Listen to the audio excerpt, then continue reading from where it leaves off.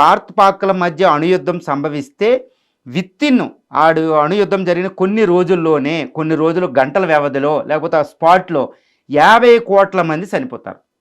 భారత్ పాక్ల మధ్య అణుయుద్ధం వస్తే కేవలం ఒక 50 బాంబులు అటు ఇటు వాళ్ళు ఒక 25 వేస్తే 50 కోట్ల మంది ప్రజలు స్పాట్లో చనిపోతారండి. అక్కడతో ఇది ఆగదు. అది ఆగకుండా ఈ గాలి ఇప్పుడు భూమి అంటే సరిహద్దులు ఉంటాయి, పైన ఉండదు కదా ఆకాశం.